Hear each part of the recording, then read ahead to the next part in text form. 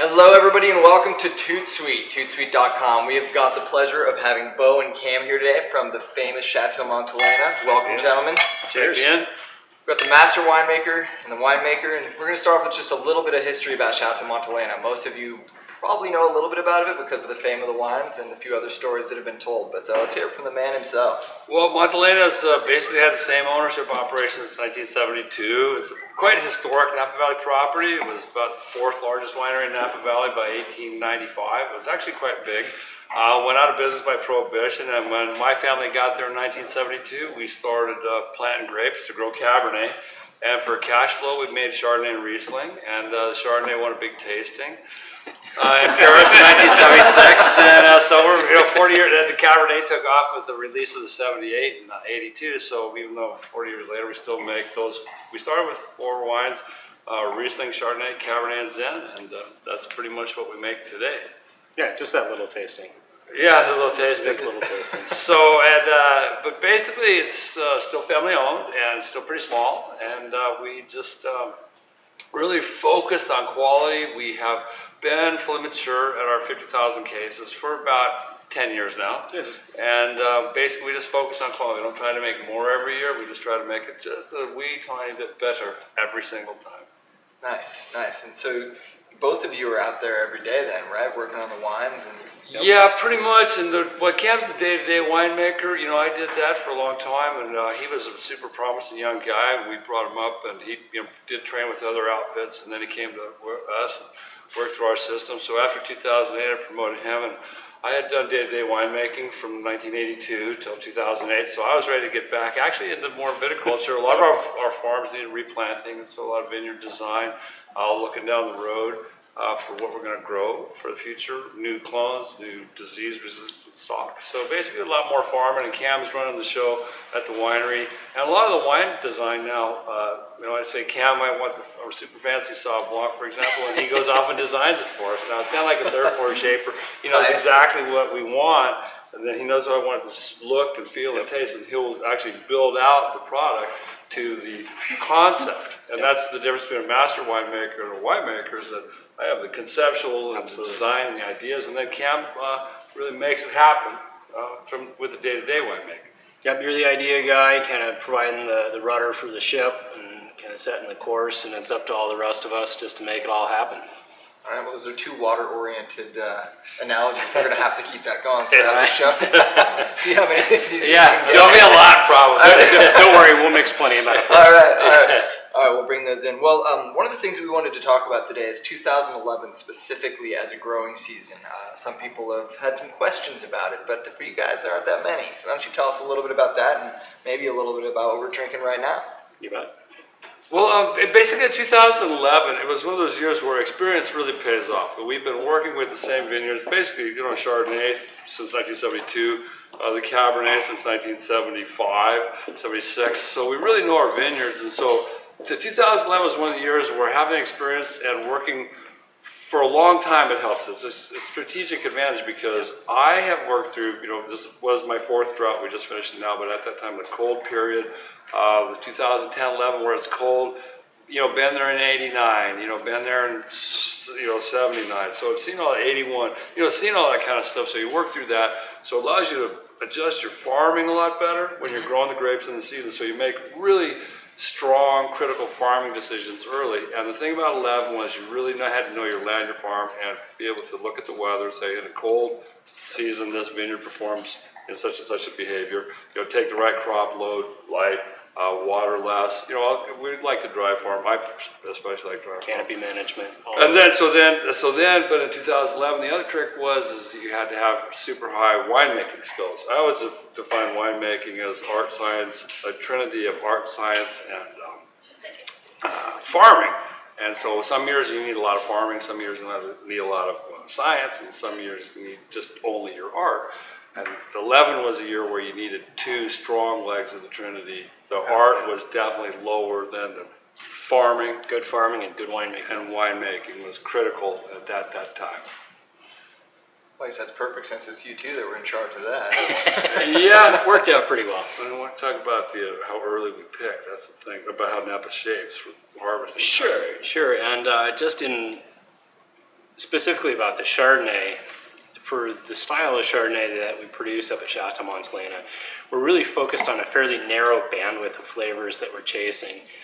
And in some years where we've got a lot of heat, we have to, I don't want to say battle, but we are definitely working with a broader curve. And in years like 2011, where we've got that really nice, cool, slow, even nature to the year, we can really hone in on that particular narrow band of just exactly what we're looking for, and that really narrow flavor spectrum. So we've got exactly what we want without any of the noise on the shoulders.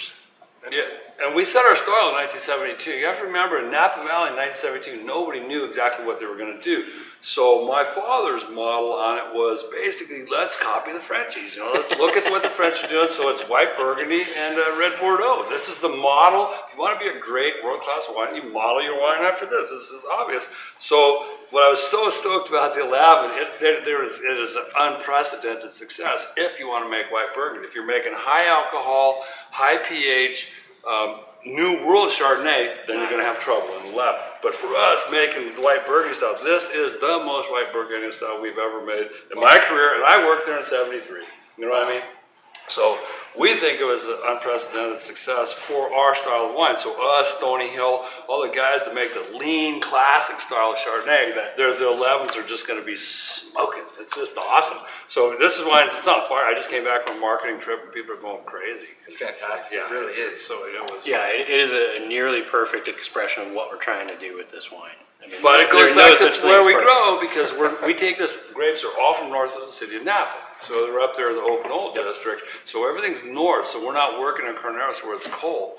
So we had zero, it was a magnificent year for whites. I think that's pretty widespread in Napa Valley. The whites 11s are just it was a great phenomenally good. Great year for it. That again, that cold, even ripening just allows for that really delicate flavor development.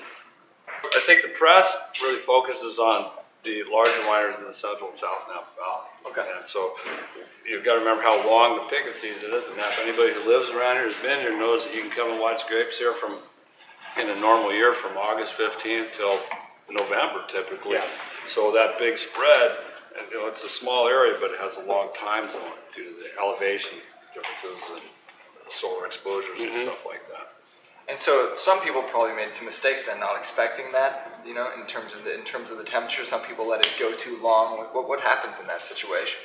Well, it's the vineyards that are chasing that more what I call modern style of wine here in Napa Valley, where they're these really big, really ripe, over-extracted, really jammy wines that are high pH, high sugar, high alcohol. It just wasn't a year where you could get that. And if you were chasing that style, it just wasn't going to happen in 2011. There were a number of people that had the vineyard site to be able to pull that off, but by and large, it was just not a year that was conducive to that type of wine. Exactly, and also you got to remember when you're running a concentrator, like some people do where they make those super high alcohol wines and they're still taking some water out and stuff like that, you're only going to concentrate what you got. So if you concentrate jammy, ripe, jammy berry, it's a nice reduction. If you're concentrating Brussels sprouts, underripe. That's a different deal. Cheers! You drinking the Chardonnay right now? I am, yes. As a matter of fact, I'm here in Boston, so I'm sorry I can't be with you guys. But unfortunately, the Chard is one of the few that's the only one of three actually that you guys are tasting tonight that we can get widely in Boston. So I did the best I could. Well, we appreciate that. We're drinking together now. But it's great stuff. Love it, guys. Cheers. Cheers. We love that kind of question. Yeah, exactly. Great question. Yes. Well, it is a fantastic Chardonnay. Tell me a little bit more about the flavor profile. How would you describe this? I mean, you've done a little bit of that, but... Well, what I would really describe this as is this is what Chardonnay tastes like. I mean, so much of what we do at Montelena is trying to show a really pure, honest expression of the grape. I don't want to show off what I did to it in any particular year. I want to show you what the year tasted like. So I keep my stylistic inputs very, very static year in and year out. Always trying to tweak and make it better, but really my goal as a winemaker is to provide you an example of the season. And again, 2011 being a near perfect year for this style of Chardonnay, it really is an excellent, excellent example of the pure nature of this grape. Very cool. And this one we've used only 10% new wood, So it's really focused on vineyard-driven flavors, and a couple clones where we do like just the good old California clone, the Wente is very popular with us, and Robert Young's another one. So it's people want to know about the clonal stuff. We've looked at all the stuff. You know, we got to think about this. We've been doing it for over 40 years now. So we've been like Dijon clones, and we've gone Mount Meter, Howell Mountain, Alexander Valley Mountain, Mendo. You know, we've taken Chardonnay from all over the place, and this is really a refinement of a house with a lot of experience in it. So it really reflects more. It's really no longer just a modern California winery. It's kind of it's a fairly mature producer. If you think DRC's been making wine actually about the same long we are, stuff like that. When the modern iterations after World War II. Right. So it's kind of an iconic style of wine. That's good. We've had 42 years to work out the details and get it just right. Yeah, we got the hang of this one. I would never guess you were that old. So well done. That's the wine speaking. Almost. So we got a big crowd out here at ToutSuite for Chateau Montelena. What do you guys think of the wine, everybody? I don't know if you can hear the screaming and yelling, but it's happening. All right. Well, at some point, somebody maybe wants to bring us over a dump bucket, but I guess actually we don't even know. We got a red, right? Never mind. We're right over the top here. All right. So tell us what's next here. Good. Or arm wrestle over. That'd be pretty cool too. You're for it. This is what. Our 2011 Estate Zinfandel. Right, so the Zin, now this is a grape that is notoriously reflective of the weather conditions for red, because of the Zinfandel with the uneven ripening, it wants to raisin really fast, it wants to ripen unevenly. And it's a tight bunch, so in a year like 11 where there's quite a bit of rain, you got to really, when you're farming this one, you got to really look at your canopy management, make sure the wind can get in there and blow it dry. We're sustainable Napa Green, all that stuff, so we really don't like a lot of antifungal sprays or anything. So we're really trying to use air cultivation, keep the weeds down, and basically almost like a dry farm, get it good. So on the 11, we picked. This is Primitivo Zinfandel blend, and they're both. Primitivo is a little bit easier to farm in a year when it's cold and rainy, but this one, maybe Cam can describe the wine, but basically Zinfandel, this is a wine that's even more than Chardonnay. Farming is, I would say, super critical in all the time with Zinfandel because it's either too hot or too cold. It's not finicky like Pinot Noir, but it's a little more fussy. Yeah, Zinfandel is this wonderful grape, but it has this supremely annoying habit of, on the same cluster you can see raisins and green berries at the exact same time. And so in years like 11, where we've got that little bit cooler year, you don't have that potential for raisioning nearly as strongly as you would in a more average weather year. And so we see, in a year like 11, we see far less of that dried fruit, that raisin character, and we get a much better expression of the bright fruit, the nice ripe round berry and the brambleberry. Yeah, and again, the stylistic thing is Chateau Montelena. We make table wines. We're not trying to make New World, those big showy cocktail Zinfandels. One of my best friends in the business is Larry Turley, and he's super successful. His Zinfandel, we all love it. But Montelena, we make classic, old school table wine, 14 alcohol, not 15, 16. And so when we get a year like this, it's lighter than normal for us, but it's within the parameters of what we would consider a table wine, 13 to 14, 4 in the Zinfandel world. So we're quite happy with this one. What I'm encouraging people to do is find it. Okay, everybody out there, you all know somebody who's a Pinot Noir Holy Grail fruitcake. Sneak this bottle of Zinfandel into their blind tasting and stand back and watch the show. We'll spank them mercilessly. It'll be awesome. It'll be very fun. Yeah, definitely on the lighter side of the Zinfandel spectrum, but so much better for pairing with your meal. All kudos to Larry and his team. We all, like Bo said, enjoy drinking those wines. They're all of our made. yeah, This is just a different animal, that's all. Yeah, and That's why I think there should be a resurgence in table wine Zinfandel. I think it's awesome.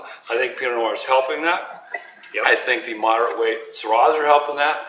But Zen can be a really phenomenally just lush and tasty table wine, and this is what this 11 is doing. So here we're showing again in a note. So thinking about the 11s, you got to just go with your producer, go with your location, and know your wines, or know your somm, or know your retail guy that says, where is this vineyard? Is it a sun-grown vineyard? Is it historically early picking? Or do the work yourself.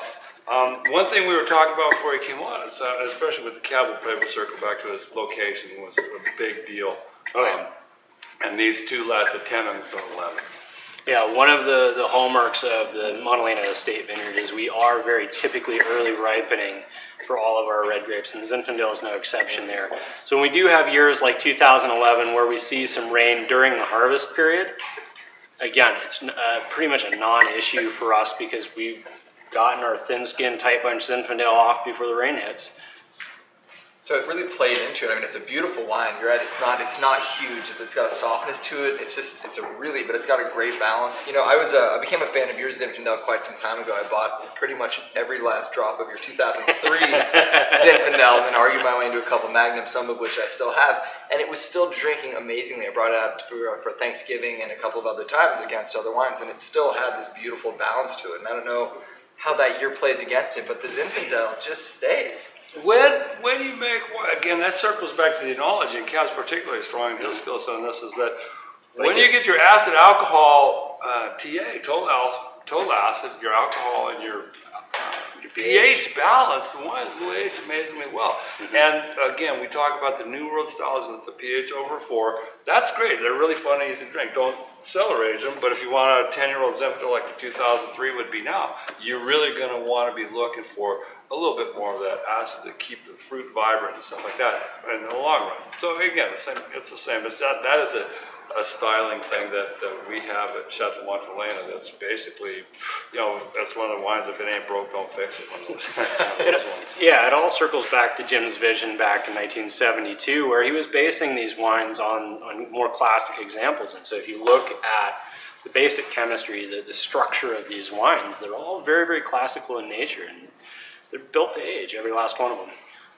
And so there's definitely a classic strength to the wines. I mean, there's no doubt you take winemaking seriously, but Chateau Montelena is actually getting a bit of a reputation for being a fun place to visit as well. We try. When you get a guy like me in charge, it's gonna be a little bit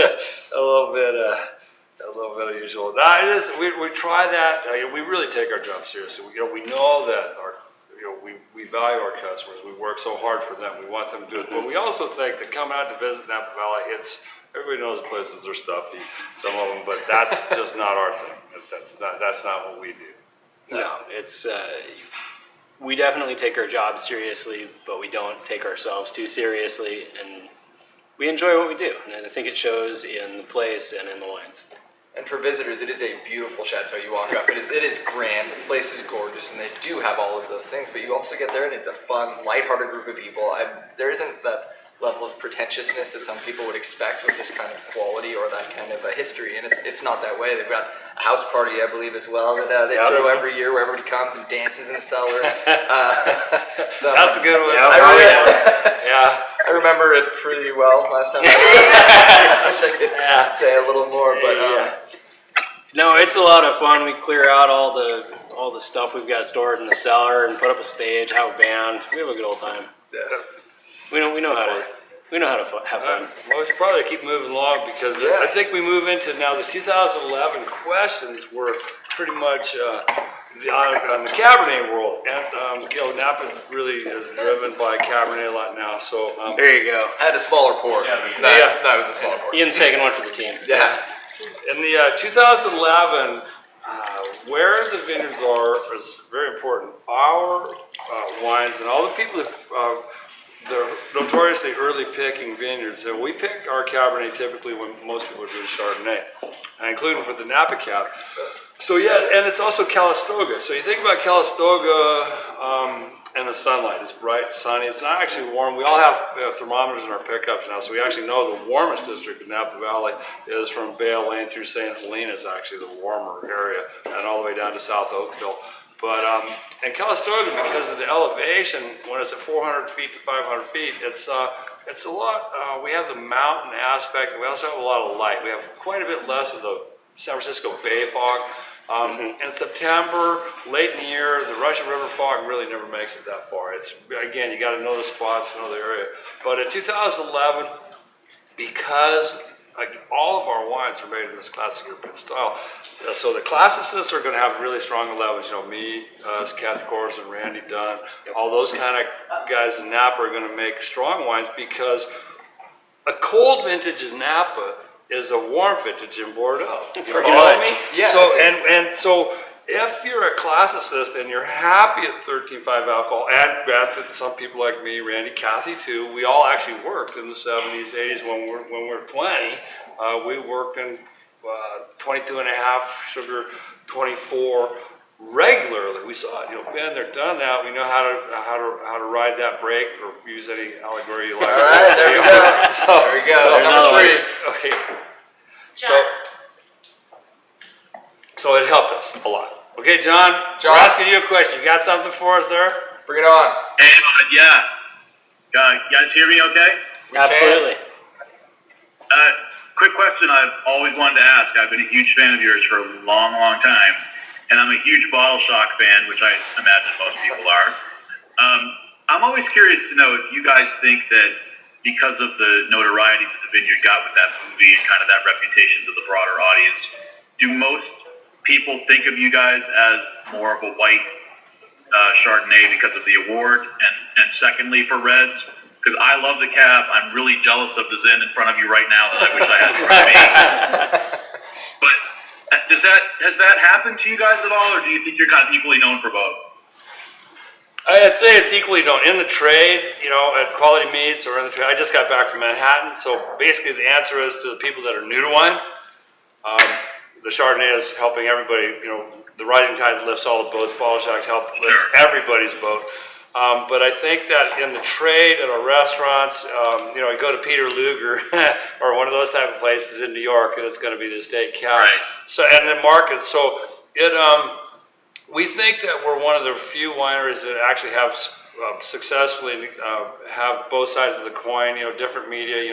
The paint. We're good at painting, watercolors, Chardonnay. We're good at sculpture, making Cabernet. And I think it's. I just got back from a trip, and so people that haven't been drinking wine for 10 years, they go to the Chardonnay. People that have been drinking wine more than 20 years, or more than 10, then they go to the Cab.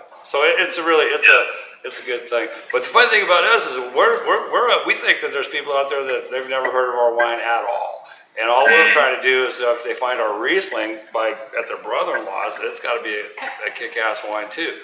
So it's we're really focused. But it is a good question. Bottle Shock, but basically it's a love story to Napa Valley and American winemaking. And if you want the true history or the documentary, it's in the library for free. Go down there and look it up. Absolutely. Judgment of Paris. George Tabor. That movie is a great way for people to fall in love with Napa if they don't know it. It is really good. We still get a lot of comments on it, and it's interesting that I just think that it's helped. I think it's helped American winemaking a lot. I think it's internationally because people's they really care about wine. And people that make wine are typically crazy, and they're fanatically about wanting to make people happy and all that kind of thing. And I think its heart is in the right place, and it sends the message that we all want to say. When they were talking us into it, they said they were writing a love story to American wine, and I think they did. I think they succeeded in that. It's been a fun ride, but I think it's been good for everybody. Yep. You looked great with the long hair, the way that they portrayed you. Actually, I had the fro. I had the big old bushy hair, but they. I was going to say, did you look like Chris Pine when you were younger? No, I'm taller and handsome. But I actually said I had the big surfer fro. Think of Sean Penn and Fast Times at Ridgemont High. That's basically what my hair was like.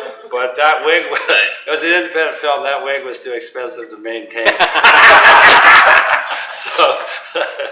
Well, speaking of wines, why don't you tell us a little bit about what we're drinking here, boys? Let's take off on this one. All right, this is our Napa Valley Cab. We do make 2 Cabernets, as we've mentioned a few times in there. We've got our Napa Cab and we've got our Estate Cab, which we don't have on the table today. The big difference between the 2 products is fruit sourcing. So the Napa Cab here is primarily sourced from our friends and neighbors right there in Calistoga. We also farm 11 acres just for this wine. The other big difference between this and the Estate Cab is Merlot. I blend Merlot into this wine every year just to kind of add a little complexity, kind of detune the wine just a little bit, make it a little more ready to go right out of the gate. As much as a $50 bottle of Cab can be a daily drinker, that's kind of the idea. Yeah, and I think now circling back to the 2011, we didn't talk about this, but Merlot likes clay. So this Merlot is at the same vineyard where our Chardonnay is, and it's, again, a notoriously early picking vineyard. So the reds in Napa Valley 2011s, you think the Merlots out of the Mid and South Valley, they're going to be really strong. Because, if you like it. So those of you that are watching, if you really like New World, Aussie Shiraz and high alcohol Zins and stuff, fine. They're not going to, or the high super extracted Cab, 11 is not going to be for you. No. But if you want to drink great Bordeaux style wine for about a quarter of the price that you have to pay from the Bordeaux guys, then this will be good stuff. Yeah, here's your Napa Valley Claret right here. Yeah. Well, so many of the Napa Valley wines, especially Cabernets, are so big when you get them. When you're talking about those flavors, for me, I gotta put them away for a long time before I can enjoy them because they are so big and so tannic, and I don't know if they're designed to keep or designed to take your. But just always check the pH. So if we could give you one serious clue what to do put in your cellar, make sure the pH is below 3.8. Yep. If you're going to invest a $100 bottle of wine and you're going to keep it for more than 4 years, it's got to have pH up in the 3.8 range, below 3.8. We can talk about that and do a seminar for a month. Well, just to brief, tell them what pH is before they, just in case there's anybody out there who. Active part of acidity. Yes, it is. It's a measure of acidity, but it's the how acidic something is, not how acidic it tastes, but how reactive it is on a chemistry side. I don't want to get too geeky on that. Google it, folks. Yeah, exactly. There you go. It's a measure of the concentration of hydrogen ions. Yeah. You really want to get into it. Oh, there we go. She's not going to get geek on it, but he's going to talk a little about ions. Ion power. All right, well, we're only, I think, at 4 water-related metaphors or analogies. I'm not cutting watercolors either, because that was more of a painting analogy. Okay. And we're down to just a couple of minutes, so I'm just going to once again say that we're here with Bo from Chateau Montelena. We got the master winemaker. We got the winemaker together, Cam, and they're talking a little bit about the year 2011, which a lot of people are saying was a very difficult year, but actually played directly into their hand in the kind of winemaking that they do so well, and that has made them famous since the 70s. In addition to that little tasting that other people talk about. So, for a quick closing, why don't you guys just tell us one more time what we're drinking and why we're here. We've got our 2011 lineup, the Chardonnay, the Zin, and the Napa Valley Cab. Again, just a beautiful year for the type of wines that we make. As Ian said, the weather played right into our hand, near perfect for our style.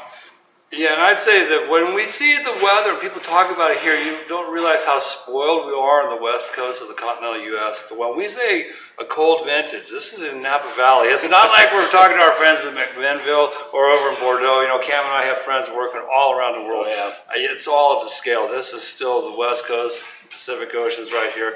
The sun always comes out in Napa Valley. So, what the differences here they're fun to talk about for the press, but in the real world, in our world, we're so lucky to be working, farming, making wines here in Napa Valley that we don't have the huge differences.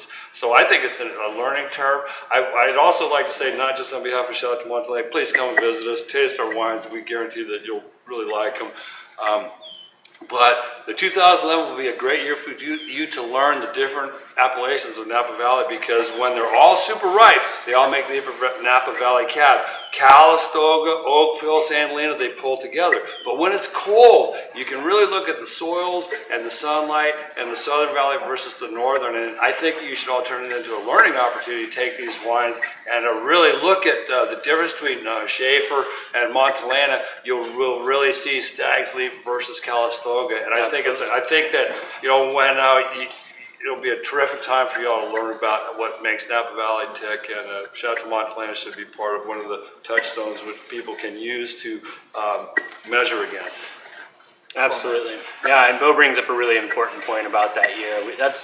2011 is the type of year where you really do see separation. It's years like 2012 and 13 they were just a walk in the park. If you didn't make great Cabernet in those years, you get out of the business. You're doing it wrong. But it's years like 2011 that the site becomes so critical, and where truly exceptional vineyards really stand apart from the crowd. And we're just super fortunate to have an amazing piece of ground to work with, and a lot of expertise, experience, knowledge, and a lot of fun doing it. All right. Well, it's been fun having you guys here. Thank you so much. Cheers for having us. Cheers, everybody. Cheers. With Chateau Montelena and the ToutSuite. Thank you so much for tuning in. Thank you, John. And thank you, crowd. See you.